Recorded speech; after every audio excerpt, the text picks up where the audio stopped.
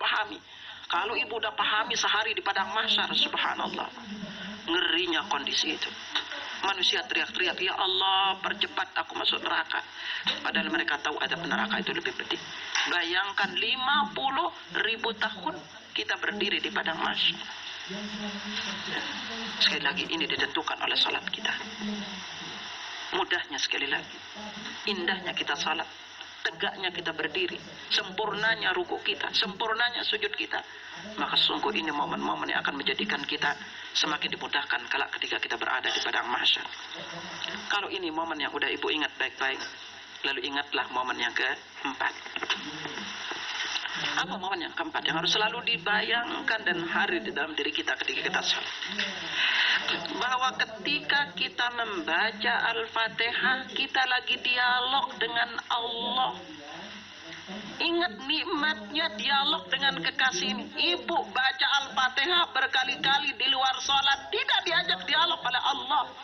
Hanya kita diajak dialog itu kalau kita membacanya di dalam sholat. Mari coba kita lihat. Ini yang harus selalu kita tanamkan di dalam diri kita. Bahwa ibu lagi dialog. Yang namanya dialog baru dikatakan dialog benar kalau sama-sama nyambung ucapannya. Kalau satu ngerti nggak ngerti, maka itu bukan dialog namanya. Gitu. Jadi ibu aja yang ngomong. Makanya disinilah pentingnya untuk kita ngerti, pahami kandungan Al-Fatihah. Sungguh kalau ibu ngerti kandungan Al-Fatihah, ya Allah, baca Al-Fatihah itu aja kita akan teringat dosa-dosa kita. Baca Al-Fatihah itu menjadikan kita lebih meneteskan air mata. Ini yang menjadikan kita bisa menikmati salat.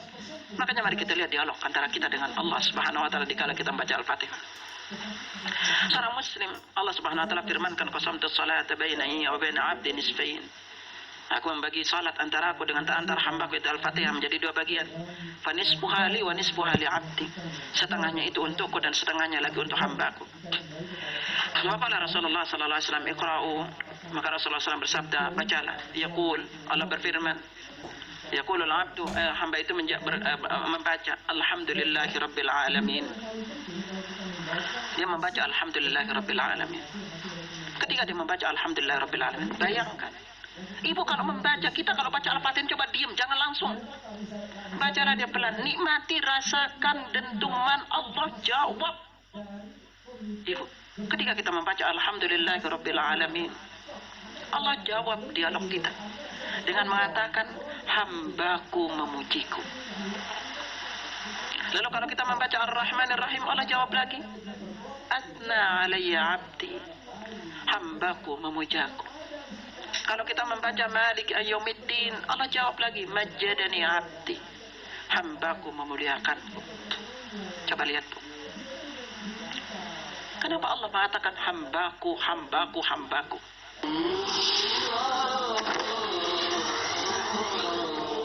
Kajian Islam.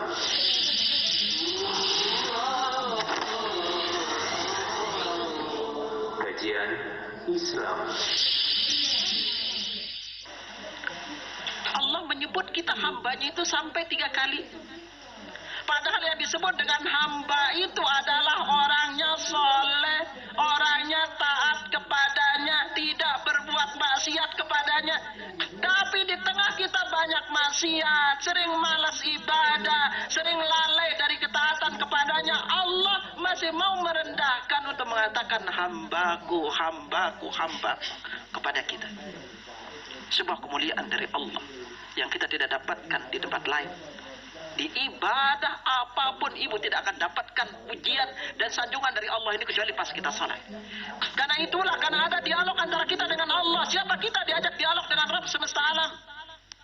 Siapa diri kita? Allah juga. Kalau kita tidak beribadah, Allah tidak akan kekurangan kekayaannya, tidak akan berkurang kekuasaannya. Karena satu orang tidak beribadah. Tapi Allah ketika kita beribadah kepadanya, Allah tetap mengatakan diri kita sebagai hambanya. Padahal kita termasuk orang bergelimang dosa.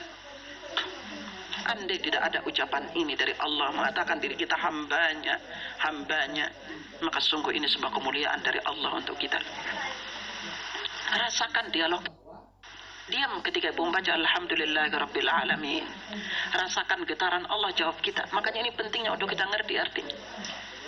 Allah jawab kita dan mengatakan hamba-Ku memujiku, hamba-Ku memujaku, hamba-Ku memuliakanku.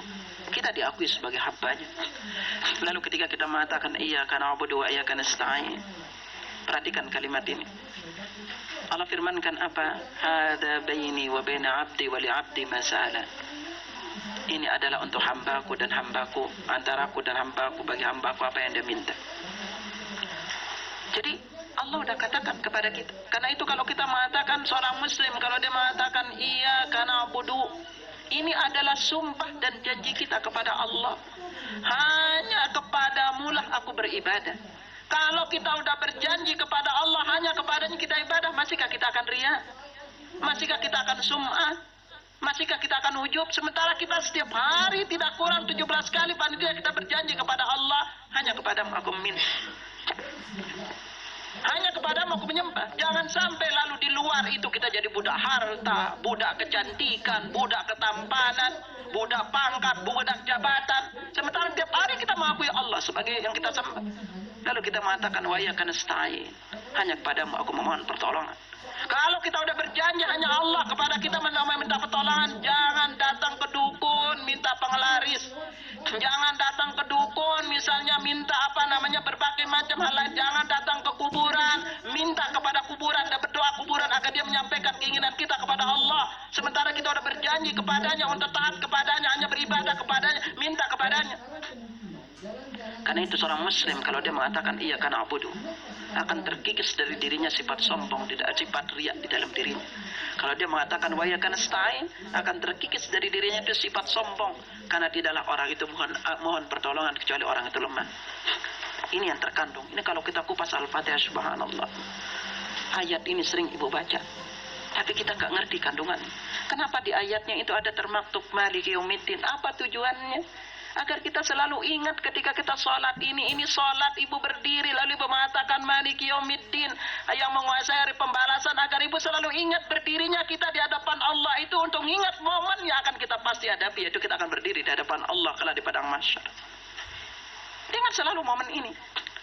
Jadi itulah yang menjadikan kenapa harus kita ngerti Al-Fatihah.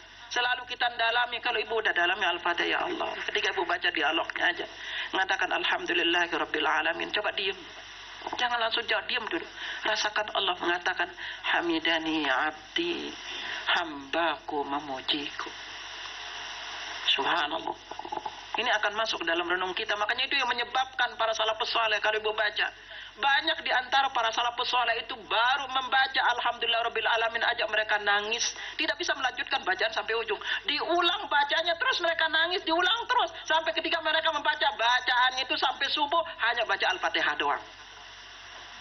Karena mereka begitu haru dijawab oleh Rabbnya, sementara mereka sadar banyak dosanya. Ini yang perlu kita ingat, hadirkan di dalam diri kita ini ketika kita salat. Maka ini ngerti dan paham kandungan Al-Fatihah merupakan salah satu di antara kunci akan menjadikan kita lebih menikmati salat. Karena posisi berdiri di dalam salat kita itu kita lama berdirinya dibandingkan dengan gerakan-gerakan yang lain. Itu pergerakan yang paling lama kita lakukan di dalam salat itu adalah berdiri. Makanya selalu bayangkan, ingat, hadirkan bahwa ini adalah berdirinya kita di hadapan Allah. Kalau sekarang seluruh manusia itu kalau berdiri di hadapan Allah, yauma yaqumun nasu lirabbil alamin, kita tidak bisa bergerak, tempat kita hanya tempat itu, tidak mau bisa pindah ke sana, tidak bisa ke sini, tidak bisa duduk, matahari ada di atas 1 mil di atas kepala kita. Kita akan diam tegak. Itu akan menjadikan kita khusyuk untuk salat, tenang, nikmati salat karena kita masih ingat Allah ada di hadapan kita. Ini baru kita baca Al-Fatihah, belum kita rukuk, kita masuk di sujudnya agar kita bisa menikmati detik-detik paling dekat dengan Allah. Ketika ibu sudah baca Al-Fatihah lalu membaca ruku, ketika mau sujud, tanamkan dan hadirkan di dalam diri bahwa kita akan berada pada posisi paling dekat dengan Allah Subhanahu wa taala. Mari kita kupas sujud. Ketahuilah sujud adalah ibadah yang paling agung di dalam salat kita. Tidak ada ibadah yang paling agung itu kecuali sujud ini. Dan sujud termasuk ibadah teragung karena di dalamnya terkandung kesempurnaan, penghinaan dan perendahan diri kita kepada Allah. Dan sujud adalah inti salat itu. Seluruh gerakan salat dari takbiratul ihram kita baca Al-Fatihah, kita ruku, kita i'tidal, itu adalah semuanya persiapan untuk kita berada pada posisi paling dekat dengan Allah Subhanahu wa taala. Karena itu perintah sujud adalah cermin dan bentuk ketundukan seorang hamba kepada keagungan Rabb-Nya dan Penciptanya. Bentuk khusyuan, kerendahan dan ketundukan kepadanya. Karena itulah kita menjadikan bagian tubuh kita yang paling atas harus rela menjadi bagian yang paling bawah, bahkan lebih rendah dibanding pantat kita. Jangan banggakan muka, jangan banggakan fisik, jangan banggakan ketampanan, kecantikan, enggak.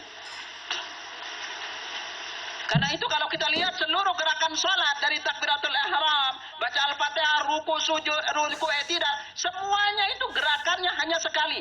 Tetapi yang kita lakukan 2 kali hanya sujud. Dan kotor sholat itu ditutup dengan sujud. Dan sebelum kita menuju rakaat berikutnya, kita mulai juga dengan sujud. Inilah keagungan juga luar biasa sujud.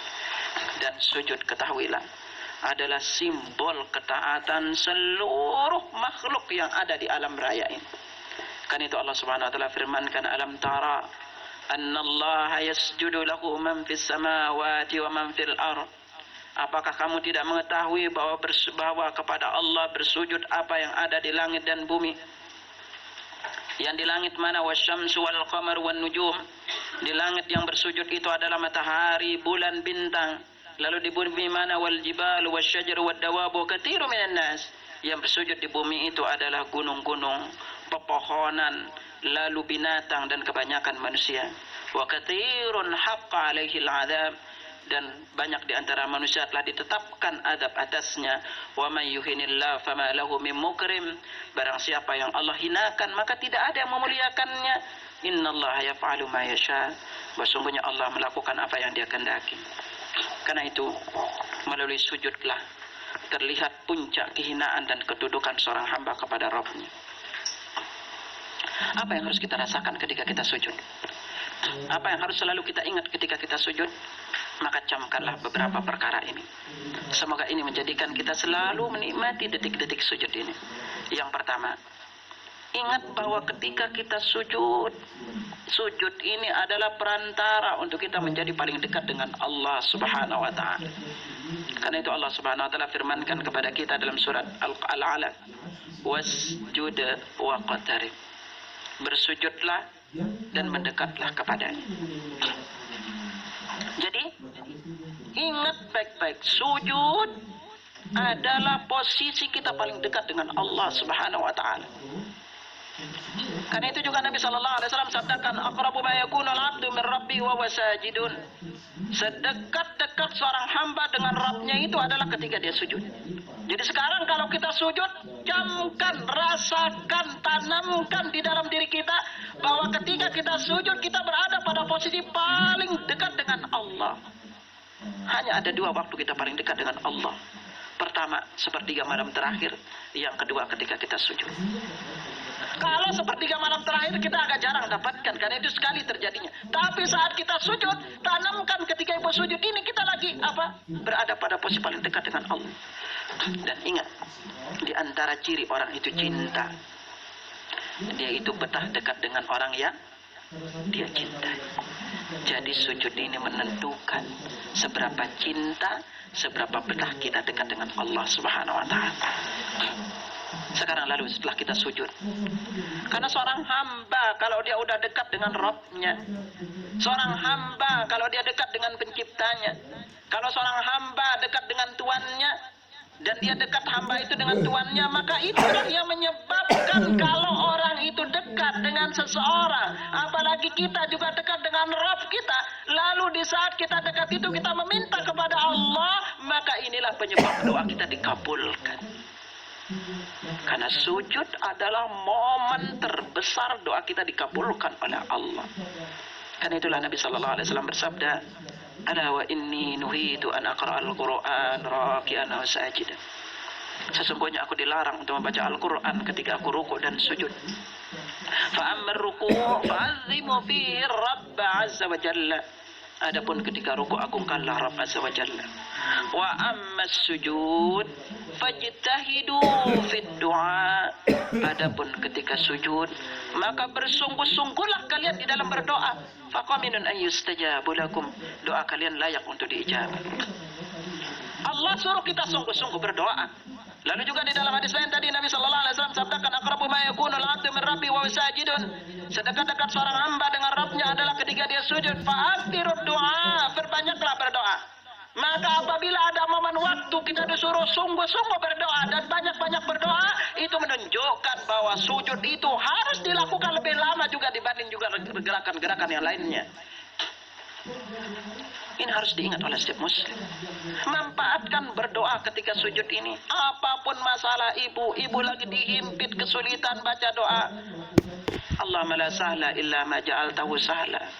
Ya Allah, tidak ada yang bisa memudahkan kecuali apa yang kau jadikan mudah. Wa anta tajalul hazna idza syi'ta sahla. Engkau lah yang bisa menjadikan kesedihanku menjadi kelapangan. Apapun beratnya masalah, entah suami ibu misalnya kabur, entah misalnya anak terlalu nakal, entah mertua masalah, ajukan kepada Allah di saat sujud. Karena Nabi sallallahu alaihi wasallam ajarkan kita, Allahumma rahmataka arju. Ya Allah, rahmatmu sangat aku harapkan. Fala takilni ila nafsi tarfat ain. Jangan kamu bebankan beban hidup ini aku rasakan sendirian. Aslih li sya'ni kullah, perbaiki kondisiku. La ilaha illa anta, tiada ilah yang berhak diibadahi dengan benar selain engkau. Karena itu sujud adalah tempat mengadunya orang-orang yang merasakan beban hidup yang berat. Sujud tempat mengadunya orang-orang yang merasakan himpitan, godaan, berbagai macam hidup, adukan di dalam sujud. Ibu merasa banyak utang, sempatkan dikala sujud itu baca doanya. Sempatkan Allah maghfini bihalalika an haramika wa aghnini bifadlika amman siwa. Bacalah doa-doa ini. Ibu yang merasa anak sulit diajak sholat berat, baca doa Nabi Ibrahim. Rabbi ja'alni muqimas salati wa min dzurriyyati rabbana wa taqabbal du'a. Rabbana ighfirli wa liwalidayya wa lil mu'minina yawma yaqumul hisab. Kepingin wafat husnul khatimah, baca surat yang apa ini, tawaffani musliman wa alhiqni bis salihin. Ibu kepingin setelah meninggal dunia diingat baik-baiknya, baca waj'alni lisana sidqin fil akhirin. Manfaatkan momen sujud ini. Jadi ucapkan setiap kali ibu salat sendirian, manfaatkan, sempatkan diri di setiap sujud itu baca doanya. Jangan lalaikan. Nikmati detik-detik ketika ibu sujud ini. Lalu apa yang harus selalu ibu ingat ketika sujud? Ingatlah selalu, dikala kita ruku dan sujud, itu adalah momen dosa-dosa kita itu jatuh berguguran. Subhanallah. Nikmati detik-detik ini di saat kita sujud. Entah dosa apa dulu yang banyak kita lakukan dari awal kita muda, lalu setelah berkeluarga, entah itu pada orang tua, entah pada suami, entah pada mertua. Ingatlah di kala ibu sujud ini, dosa-dosa kita itu jatuh berguguran. Kan itu Nabi sallallahu alaihi wasallam bersabda, innal 'abda idza qama yusalli. Seorang hamba itu apabila dia berdiri salat, utiya bidunubihi kulliha. Seluruh dosa yang pernah dilakukan itu didatangkan kepadanya. Fawudiyat ala ra'si wa atiqaihi. Lalu dosa-dosanya itu diletakkan di atas kepala dan kedua pundaknya. Fakullama raka'a wa sajada. Setiap kali dia ruku dan sujud, tasaqatat an. Dosa-dosanya itu jatuh berguguran. Entah ibu dulu merasakan masa jahiliyahnya dengan sering berpakaian seksi, menghabiskan uang untuk dandan. Entah dulu kali kita menghina orang yang berpakaian berjilbab besar, kita hina, kita ejek dia karena kejahilian kita. Entah dulu kita itu sering telat salatnya, malas melakukan perintah Allah, banyak menentang Allah. Dikala kita sujud, ingatlah momen ini, dosa-dosa kita jatuh berguguran. Rasakan momen ini agar kita bisa menikmati salat yang kita lakukan. Dan itulah Nabi sallallahu alaihi wasallam mengajarkan kita sebuah doa. Allahumma ighfirli dzambi kullahu. Ya Allah, ampuni seluruh dosaku. Berapa banyak dosa kita tidak tahu, kita tidak lakukan. Mungkin banyak dosa-dosa dulu yang tidak kita sempat untuk memohon ampun kepada Allah. Lalu numpuk dosa-dosa berikutnya. Lalu yang menjadikan kita berat beribadah, menjadikan kita malas baca Al-Quran, menjadikan kita begitu sulit bangun sholat malam. Minta dikala kita sujud ini, lamakan sujudnya. Lalu kita diajarkan doa diqqahu wa jillahu. Ya Allah, ampuni dosaku yang kecil, yang aku anggap remeh. Dosa-dosa besar dulu menentangmu, menentang suami. Wa awwalahu wa akhirahu. Dosa yang aku lakukan di awal dari sejak aku balik. Dan dosa sekarang juga yang kadang-kadang kita tidak putus melakukan. Wa alaniyatahu wa sirrahu. Yang aku lakukan terang-terangan dan tersembunyi. Rasakan momen ini ketika kita sholat. Maka ini yang menjadikan kita benar-benar ketika kita sholat itu memiliki nuansa yang berbeda. Dan rasakan juga ketika ibu sholat, bahwa sholat dengan sholat kita menundukkan iblis, menjadikan dia menangis kalau melihat kita sujud. Padahal di lain waktu kita mengikuti perintahnya, menurutinya, tapi sungguh dengan kita sujud, kita membuat dia menangis, menyingkir. Sambil dia berkata, ya waili, celakalah aku. Umira banu Adam yang bisujud fasajada falahul jannah. Anak Adam disuruh sujud, dia mau sujud, baginya surga. Wa umirtu bisujud fa abaitu falyannar. Aku disuruh sujud dan tidak mau sujud, bagiku neraka. Artinya kalau kita juga tidak mau sujud, kita akan sama-sama juga dengan iblis. Itulah yang menyebabkan tadi kenapa di awal Anda singgung ruku sujud. Karena sungguh di balik sujud ini memiliki keagungan yang begitu luar biasa. Dan satu-satunya ibadah yang kita lakukan nanti di padang mahsyar adalah sujud. Ketika Allah menampakkan betis, seluruh kaum mukmin dan mukminat akan sujud, kecuali orang-orang dulu, orang-orang kafir, orang-orang munafik, dan orang-orang yang tidak mau memenuhi panggilan azan. Dikala azan dikumandangkan, dia kepingin sujud, Allah jadikan punggungnya itu tegak dan dia tidak bisa sujud. Beritahukan kepada suami ibu yang tidak mau memenuhi panggilan azan, sungguh nanti di padang mahsyar kaum muslimin akan sujud dan dia tidak akan bisa sujud gara-gara tidak mau memenuhi panggilan azan untuk datang sholat secara berjamaah. Perkara azan bukan perkara sepele di dunia, tapi itu menentukan kondisi kita kelak di padang mahsyar. Maka dari itu, ini yang harus coba kita hadirkan ketika kita salat. Bukan hanya sebuah gerakan tanpa makna, bukan hanya sebuah gerakan yang puluhan tahun kita lakukan, kita tidak ngerti kandungannya. Maka sungguh dengan menikmati detik-detik ketika kita salat ini, itu akan menjadikan kita merindukan pertemuan ini dengan Allah, merindukan kita berhadapan dengan Allah, merindukan untuk kita duduk berdiri di hadapan Allah, merindukan diri kita untuk dekat dengan Allah. Maka seringnya kita beribadah akan menjadikan kita menjadikan seorang hamba yang kelak juga memiliki derajat yang tinggi di sorga. Ini yang bisa Anda sampaikan, ini baru 2. Kita masih ada 5 lagi tujuan yang harus disadari oleh setiap muslim ketika ada sholat. Nanti belum lagi kunci-kunci yang lainnya. Insya Allah ini akan menjadikan kita memahami bahwa sholat ini bukan perkara atau ibadah biasa, yang semoganya dengannya kita menjadikan semakin rindu untuk kita melakukan sholat 5 waktu. Wallahu a'lam bishawab. Ya, semoga ini menjadikan ibu lebih memahami dan menikmati detik-detik ketika sholat, detik-detik ketika dekat dengan Allah. Dan sekian, subhanakallahumma wa hamdika, asyhadu an la ilaha illa anta, astaghfiruka wa atubu ilaik. Assalamualaikum warahmatullahi wabarakatuh.